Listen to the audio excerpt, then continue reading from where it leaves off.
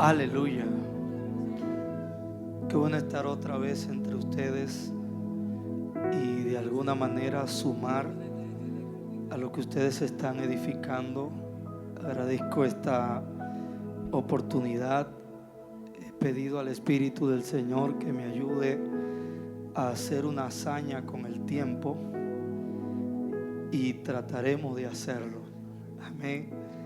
Doy gloria a Dios por los pastores, anfitriones de acá de la casa, por Andy y su esposa, su niña, el equipo que forma parte de esta actividad, Pastor Fabio, su esposa, colegas y la comisión de los Alcarrizos, nuestro municipio, que están acá. Espero que el Señor afirme la fe de aquellos que se han convertido en estos días de actividad donde la red del Evangelio ha sido echada. Quiero compartir la palabra en el libro de Efesios capítulo 1 versículo 13 y 14.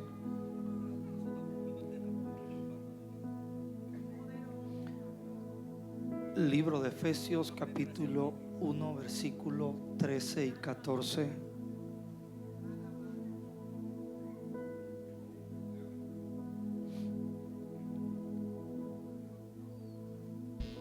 El que tenga Biblia, por favor. Versículo 13 y 14 del primer capítulo del libro de Efesios.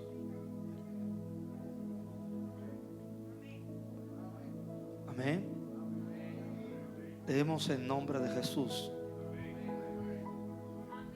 En él también vosotros, habiendo oído la palabra de verdad, el evangelio de vuestra salvación, y habiendo creído en él, fuisteis sellados con el Espíritu Santo de la promesa, que es las arras de nuestra herencia, hasta la redención de la posesión adquirida para alabanza de su gloria. No cierre la Biblia, por favor, y diga conmigo: Señor, yo creo a tu palabra, dispongo mi corazón en obediencia para recibirla. Abre los ojos de mi entendimiento para yo comprender tu verdad, y que el fruto de tu propósito sea abundante en mi vida. Amén. Siéntese.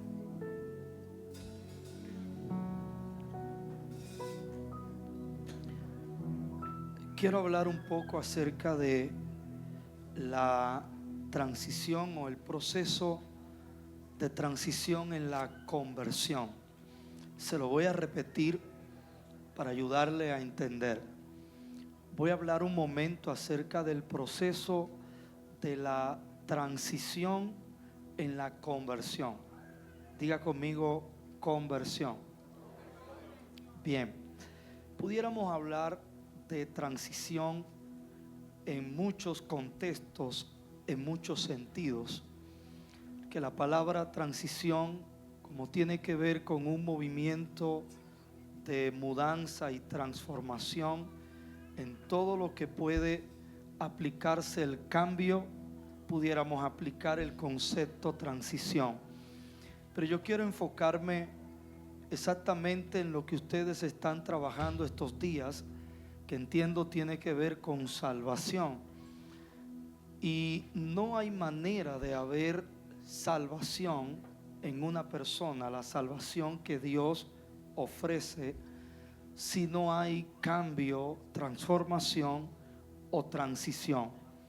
Un versículo central, que es una verdad bíblica que declara esto, es aquella declaración de 2 de Corintios 5:17, de modo que si alguno está en Cristo, nueva criatura es, las cosas viejas pasaron, y aquí todas son hechas nuevas.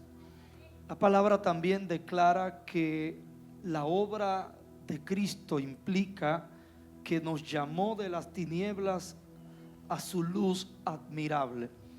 No hay manera de alguien experimentar la salvación que es por la fe en Jesús sin haber un traslado de las tinieblas a la luz.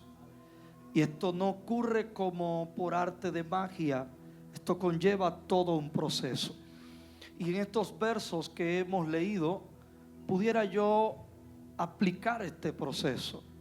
Aquí nos muestra lo que debe hacer la iglesia, lo que debe hacer la gente del mundo y lo que hace Dios.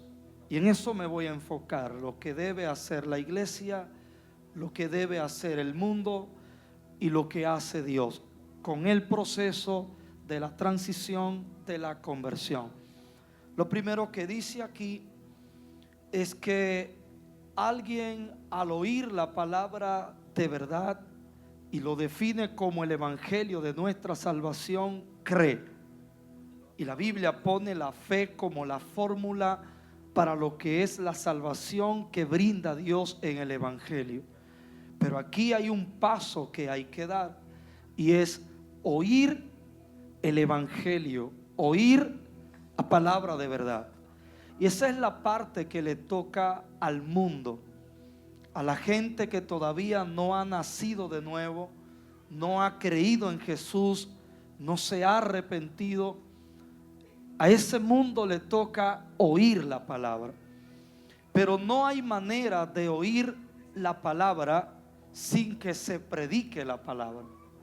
Y ahí entra la tarea de la iglesia, la tarea nuestra, iglesia de Cristo, en este mundo. La razón por la que Cristo no nos llevó cuando resucitó, la razón por la que Cristo no ha venido todavía, es para que la iglesia predique el evangelio. Hay 3 preguntas en Romanos capítulo 10 versículo 14, y la última dice: ¿cómo la gente creerá si no hay quien les predique? La tarea de la predicación del evangelio es exclusiva de la iglesia. Ningún grupo en la sociedad tiene autoridad, tiene legalidad, tiene asignación para predicar el evangelio. Los ángeles anhelan participar de lo que nosotros participamos. No hay autoridad militar, de gobierno, no hay poder económico, no hay influencia terrenal que le pueda otorgar a alguien predicar el evangelio. Cualquiera pudiera participar o hacer uso del discurso del evangelio, pero no de la manifestación del evangelio. Porque el discurso del evangelio yo puedo aprenderlo estudiando teología, estudiando la literatura del texto de la Biblia. Pero la manifestación del evangelio implica que quien predique el evangelio tenga el evangelio. Y el evangelio no es un discurso. El evangelio no es un método, no es un programa. El evangelio es una persona. La persona del evangelio es Cristo. Él es el evangelio. El evangelio comunica y manifiesta a Cristo. Por eso no es lo mismo anunciar el evangelio que manifestar el evangelio. Para manifestar el evangelio hay que portar el evangelio. Y la única manera es que Cristo nos habite por medio de su Espíritu. La iglesia no debe fallar a la predicación del evangelio. La iglesia no debe evitar la predicación del evangelio. Si nosotros hacemos esto, hay una penalidad que nos toca como iglesia. Pablo lo dijo de esta forma: ay de mí si no predico el evangelio. La predicación del evangelio no es una opción, no es un ministerio para un grupo dentro del grupo de la iglesia. Es el llamado de la iglesia de Jesucristo. Jesús le dio un tono de mandato a esto: id por todo el mundo y predicad el evangelio a toda criatura. Esa es la tarea nuestra, esa es nuestra misión. La pregunta sería: ¿conocemos nosotros el evangelio?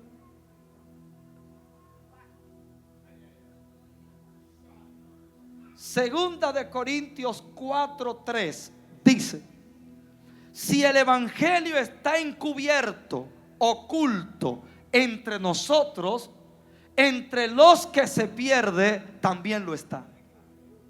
O sea, si la iglesia no tiene revelación del evangelio, entonces el mundo no va a conocer el evangelio.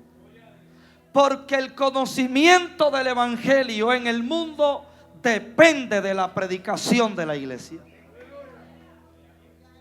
Por eso, la perdición del mundo por la ausencia del evangelio se le responsabiliza a la iglesia. La perdición del mundo por incredulidad se le responsabiliza al mundo.